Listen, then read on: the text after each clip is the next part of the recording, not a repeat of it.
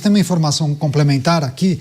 A Polícia Federal analisa transações financeiras de Daniel Vorcaro na investigação do Banco Master, que abrange movimentações de 2,7 bilhões de reais entre janeiro de 2016 e novembro de 2025, conforme dados e documentos obtidos pelas autoridades. Quem vai trazer todas as informações e os detalhes é a Júlia Firmino. Júlia, seja bem-vinda. Ótima noite a você. E aí, claro que fizeram uma conta aí e chegaram à média de gastos na casa de R$800 mil por dia. É isso mesmo? Bem-vinda.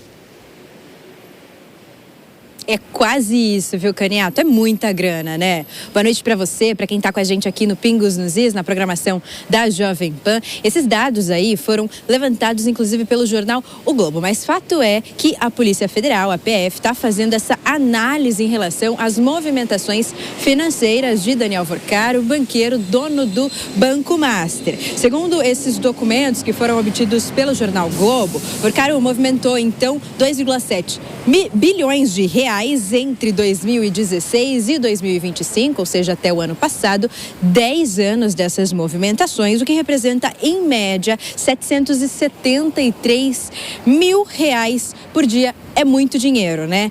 Entre os gastos de Vorcaro estão, então, 51 milhões de reais em faturas de cartão de crédito, pagamentos a lojas de luxo, joalherias, concessionárias de carros esportivos e também uma revendedora de barcos. O que a defesa de Vorcaro alega é que todos os bens e as movimentações foram declaradas às autoridades.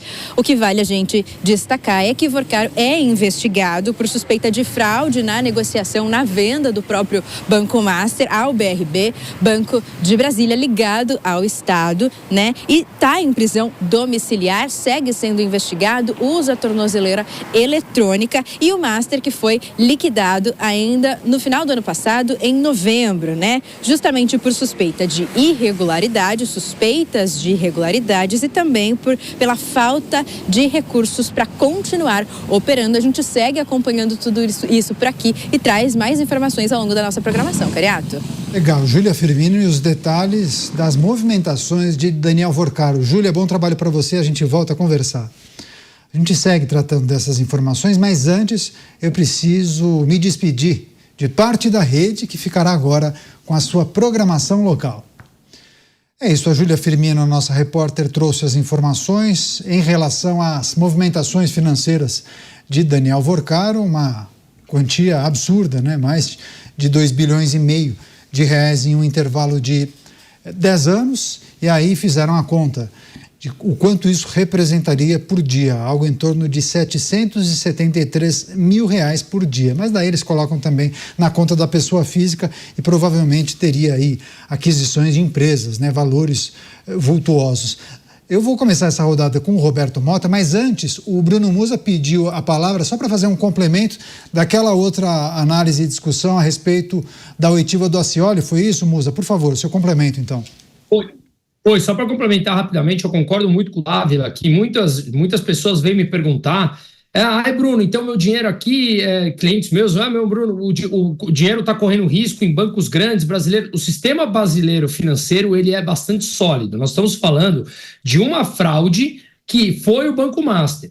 E na explicação que eu dei, eu falei da CVM e não falamos do Banco Central. O papel do Banco Central é supervisionar os bancos e a CVM supervisionar o mercado de capital. Então, da mesma forma como eu falei que a CVM pode ter deixado passar algo, o Banco Central também tem uma grande responsabilidade em cima dessa alavancagem que foi feita sem supervisionar todas as partes técnicas. Comeram bola ou alguém tem a mão suja, como eu falei. Pois é, agora passo para o Roberto Mota. Você, Mota, nossa repórter trouxe uma informação que foi divulgada por um veículo de comunicação. A Polícia Federal tem analisado dados que envolvem as transações financeiras de Daniel Vorcaro de 2016 até 2025, algo em torno de 2,7 bilhões de reais. Enfim, claro que informações virão à tona sobre viagem aqui, compra de carro ali, aquisição de hotel, de resort, por aí vai. Isso mais ajuda ou atrapalha nesse processo de investigação? Mas rende uma porção de manchetes, né, Mota? Essa informação vai me criar um problema, Caniato, porque eu vivo reclamando com a família da fatura do cartão de crédito. Que moral que eu vou ter agora para reclamar, né? Quando o sujeito gasta 5 milhões de reais por ano no cartão. Agora eu acho que a gente precisa manter o foco. Ninguém esperava que esse banqueiro fosse levar uma vida espartana, né? A vida de luxo, de desperdício que ele levava, não é o ponto importante dessa história. Não interessa o valor das joias que ele comprava, o preço dos relógios ou do avião. O foco da nossa indignação tem que ser colocado nas relações que o banqueiro mantinha com membros do Estado brasileiro, com pessoas em posições importantes, poderosas, bem remuneradas, que acharam que não havia nada demais em participar, de uma forma ou de outra, de transações comerciais com esse banqueiro. Ou que não achavam que não havia nada demais em pegar centenas de milhões de reais que estava sob a custódia delas e colocar num banco que, como o Bruno muito bem disse, todo mundo já comentava, né, que alguma coisa tem aí. É aí que a gente tem que colocar a nossa indignação. Programa Os Pingos nos Is, recebendo a Rede Jovem Pan, todos conectados aqui em Os Pingos nos Is, as várias informações que relacionam as investigações da Polícia Federal com as fraudes do Banco Master. Há pouco, a nossa repórter trouxe uma informação que diz respeito aos dados de transações financeiras de Daniel Vorcaro. A Polícia Federal tem identificado essas transações, chegaram ao valor de 2,7 bilhões de reais no intervalo de quase 10 anos. Então, 2 bilhões e 700 milhões de reais, e aí, obviamente, a Polícia Federal quer identificar o quanto desses pagamentos, dessas transações, se conectam a essa rede de corrupção e irregularidades na gestão do Banco Master. E há uma jornalista que tem se destacado, inclusive, na cobertura do Banco Master, a Bela Megali. Ela trouxe no dia de hoje, na coluna dela no jornal O Globo, que o Daniel Vorcaro tem negociado a venda de um hotel de luxo em Campos do Jordão a 150 milhões de reais. Enfim, a cada dia surge uma informação, né? E aí é material para a Polícia Federal se debruçar e, naturalmente, se aprofundar nessas investigações. Dávila, quero também, na mesma toada da pergunta que eu fiz para o Mota, esse tipo de informação relacionada à vida nababesca de Daniel Vorcaro, o quanto ele gastava, as viagens que fazia, comprou esse carro, gastou tanto na diária aqui, comprou casa em Miami, dava tanto para a namorada, bancava um apartamento nos Jardins para outra namorada, enfim, 1000 informações que rendem muitas manchetes e devem vender provavelmente jornais e render muitos cliques nos sites, né? Só que isso, no final das contas, é o menos importante, né, Dávila? O que é preciso fazer é a velha estratégia: siga o dinheiro, follow the money. Aí é que você vai chegar nos peixes graúdos envolvidos nesse escândalo do Banco Master. Porque, no fundo, Caniato, tudo isso acabou no bolso de muita gente. E isso é o que importa nesta investigação. Por isso, esses fatos dão o sabor do sensacionalismo, da fofoca, da manchete, que ajuda a vender notícia, mas o que interessa é a movimentação desse dinheiro e onde é que é o destino final, que é o bolso de muita gente que está no tal do telefone celular de Vorcaro. Mas, Musa, muitos também indicam que essa vida nababesca ou repleta de extravagâncias, isso pode ter muito a ver com uma estratégia, talvez, de lavagem de capitais. Muitos apontam que poderia ser uma das estratégias, né? Claro que as investigações poderão comprovar ou não. Sim, bom, todos os indícios levam a isso. Mas um dos grandes pontos que vale a pena entender é que Vorcaro ele se tornou um banqueiro há muito pouco tempo. Quando nós olhamos quem de fato é banqueiro por anos, por décadas, por mais que eles tenham a possibilidade, não significa que eles têm aviões, ou moram em belas casas, ou façam viagens para ostentar. Você pouco vê banqueiros tradicionais fazendo esse tipo de coisa. Mas o Borcaro parece que fazia questão de deixar isso público. Pagar 15 milhões de reais numa festa da filha de 15 anos.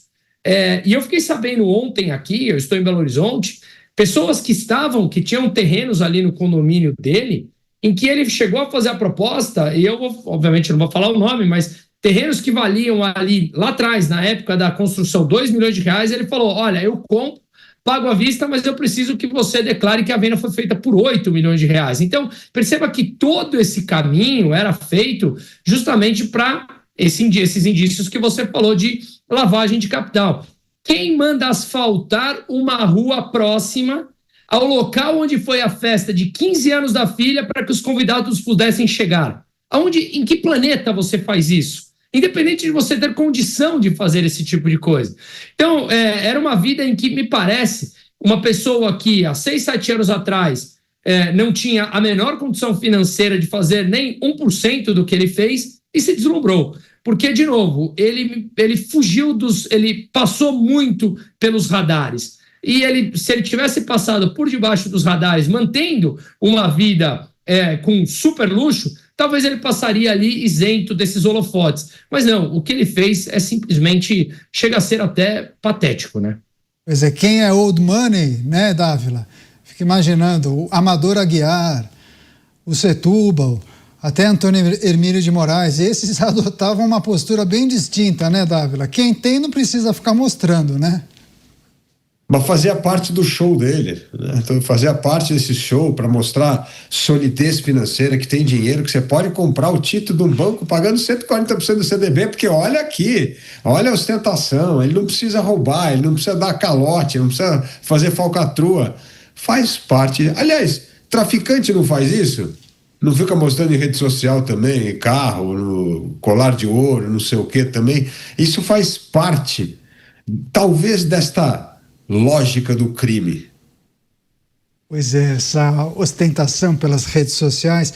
Enfim, Mota, a gente tem destacado aqui, assim, as investigações que tratam do Banco Master têm consumido boa parte do noticiário, inclusive aqui do nosso programa. E é preciso apontar que há investigações e avanço nesses processos em várias frentes, né?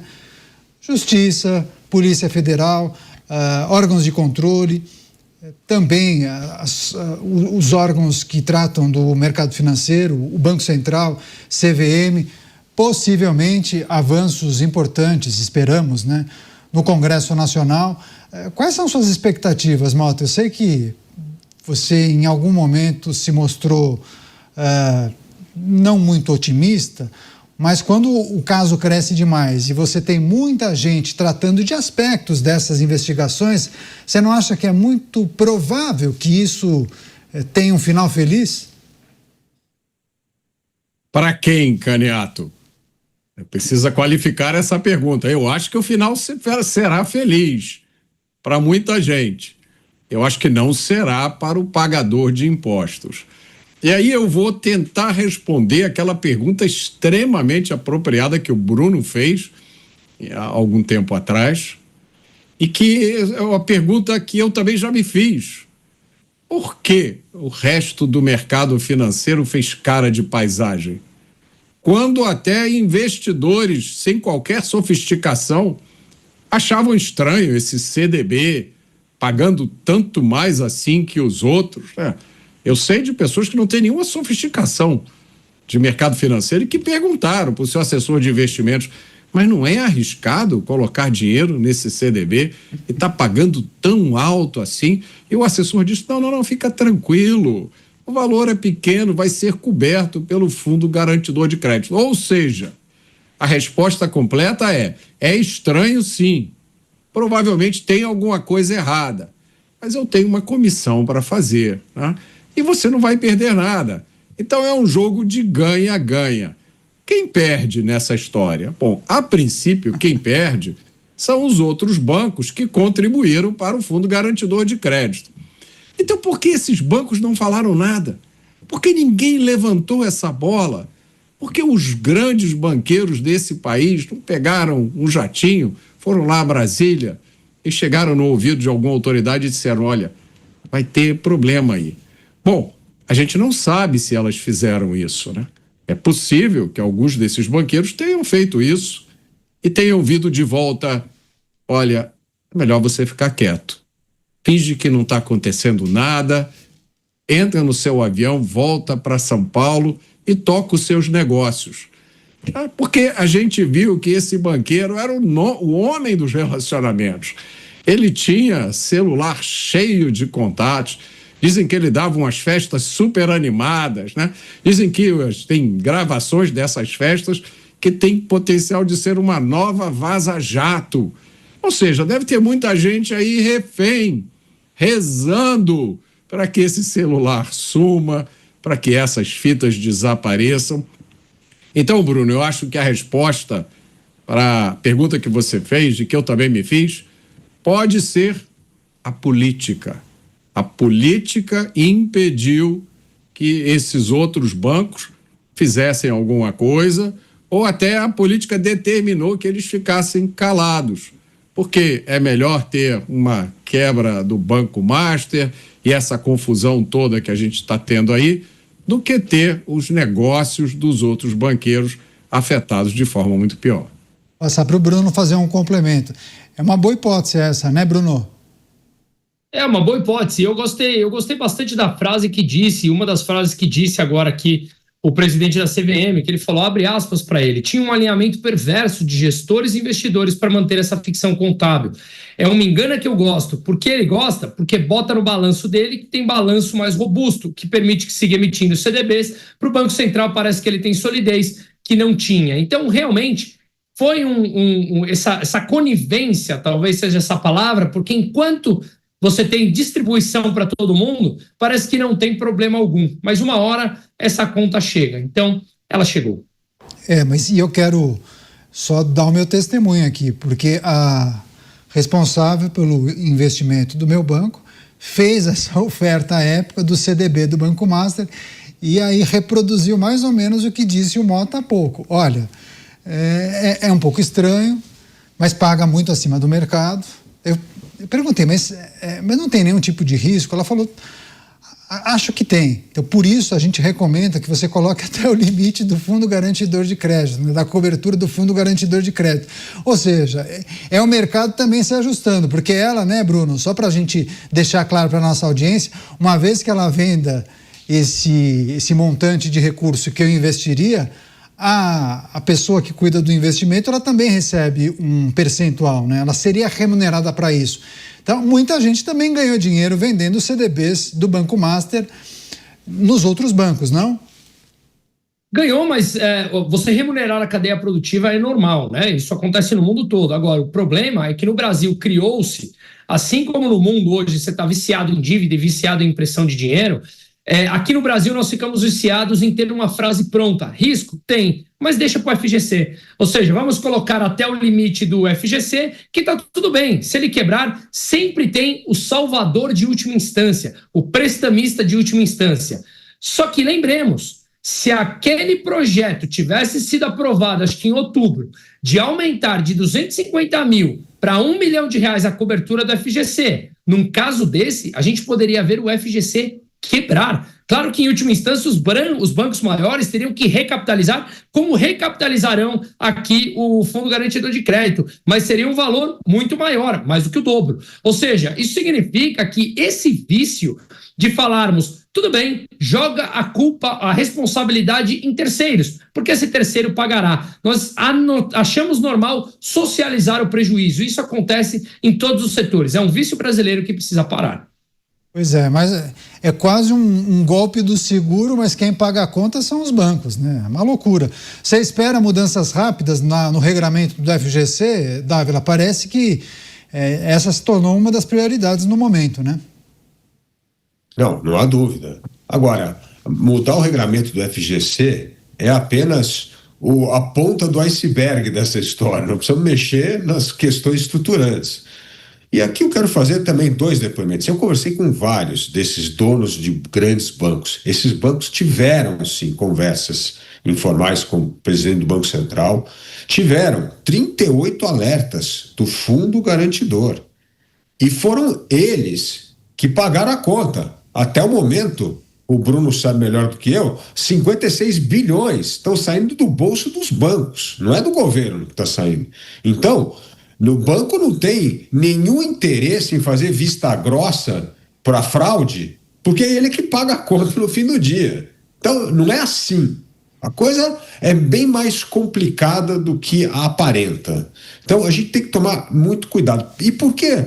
Porque tiveram conversas informais, tiveram alertas, e aí nós precisamos entender onde é que falhou o sistema. Esse é o ponto. É que nem você tem um alarme na tua casa, aí um dia, não, é um gato que pulou o muro, outro dia não sei o quê, aí um dia é um ladrão mesmo, e aí outro dia, aquele dia lá, como é que é? Como é que a segurança não pegou? É assim que a gente precisa olhar. Então precisa ter muita cautela. O sistema financeiro vive de confiança. Confiança é a maior commodity de um banco, de qualquer instituição financeira. Se a pessoa não confia no Bruno, ele não põe o dinheiro no Bruno, ele vai colocar em outro lugar. Confiança é tudo. Então, é um sistema que tem que tomar muito cuidado com os passos que são dados. Agora, houveram alertas, houveram avisos. E por que essas atitudes não foram tomadas a tempo? Por que esperou isso se tornar um grande escândalo? Esta é a grande questão. E para finalizar mais uma vez, quem pagou o prejuízo até agora foi os grandes bancos, por meio do FGC. Por isso, certamente vão querer rever essa regra, porque não querem, mais uma vez, ser o banco de último, a instituição de última instância para pagar a conta da irresponsabilidade de outras instituições financeiras. Pois é, deixa eu só, antes de encerrar, a gente vai trazer outras informações importantes, mas queria só um registro rápido do Mota, porque há uma grande expectativa para o depoimento de Daniel Vorcaro, né? O que Daniel Vorcaro falaria de frente aos congressistas. Inclusive, Renan Calheiros confirmou que Daniel Vorcaro será ouvido na comissão do Senado na próxima terça-feira de forma presencial, na Comissão de Assuntos Econômicos. Renan é o presidente dessa comissão.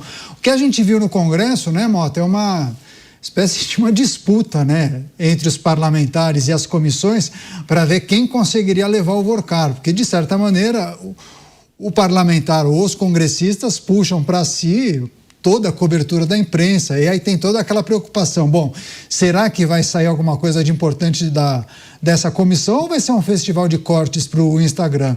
Mas, enfim, alguma expectativa para o depoimento de Daniel Vorcaro, terça-feira que vem, na CAI? A gente fica com uma curiosidade enorme, né? Porque se esse depoimento acontecer, a gente já sabe mais ou menos o que vai acontecer na frente das câmeras, né? Os cortes do Instagram e para o X. Agora, e quando as câmeras se desligarem, como é que vai ser o papo no cafezinho? Será que vai rolar uma combinação de tomar um vinho depois, ou um jantar? Como é que vão ser os papos? Agora, eu queria trazer um ponto importantíssimo aqui, Caniato, que eu não tinha conseguido articular, mas foi articulado muito bem pelo Manuel, que é o nosso espectador, que ele pergunta o seguinte: esse banqueiro era o único administrador que existia nesse banco? Não existia mais ninguém, era só ele? Ele cuidava de tudo, ele fazia os empréstimos, ele contava o dinheiro, ele cuidava dos CDBs. Esse banco não tinha um conselho fiscal? Ou um conselho de administração? A gente nunca ouviu falar, né, de ninguém. Depois o Bruno pode até ajudar a gente. Será que esse banco não tinha uma empresa que fazia auditoria? Me parece que toda empresa, seja lá qual for o ramo, precisa de alguém fazendo auditoria. Não sei se no caso do banco isso é verdade, porque parece que esse banqueiro tocava o banco sozinho. Não tinha mais ninguém. A contabilidade do banco, será que tinha alguma empresa dessas famosas que fazia contabilidade do banco? Ninguém viu nada de errado Essas pessoas sumiram, são todas invisíveis. Esse é um caso extraordinário de um banco que era tocado por uma única pessoa que fazia tudo. Eu acho que talvez seja importante a gente perguntar sobre isso. Quer trazer a sua experiência em relação à gestão do Banco Master? Um banco muito menor, não é um banco de varejo, né? Ninguém se depara com uma agência do Banco Master em uma rua comercial, né, Musa? Mas quais aspectos precisamos saber em relação à administração do Banco Master? Um banco pequeno, com poucos funcionários, é isso?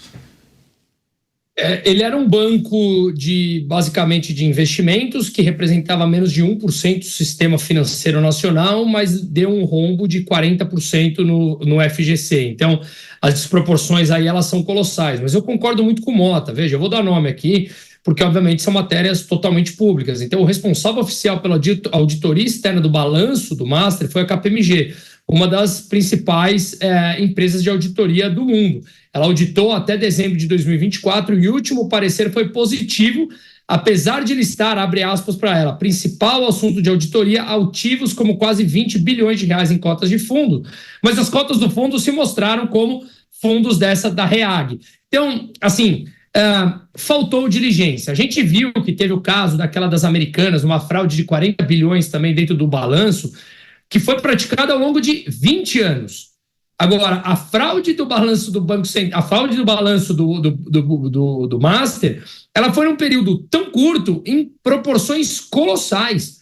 Então, fica muito claro que, minimamente, para não induzirmos a nenhum tipo de erro, sem termos alguma resposta judicial para isso, é que, no mínimo, todo mundo foi muito incompetente a olhar esse balanço, que agora se torna tão óbvio, e pessoas que não são do mercado olham e falam, esse balanço tem alguma coisa estranha, como, por exemplo, ativos de empresas falidas nos anos 90. Isso é fácil de perceber, né?